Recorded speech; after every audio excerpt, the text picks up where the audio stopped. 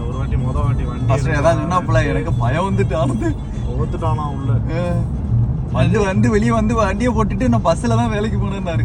புரியல